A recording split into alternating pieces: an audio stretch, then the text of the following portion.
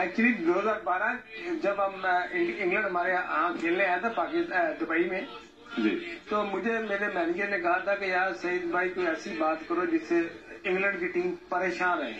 तो मैंने तब कहा था कि मेरा तीसरा आ रहा है। तीसरा मेरा बच्चा आ रहा था दुनिया में और डिलीवरी नहीं आ रही। तो मैंने कहा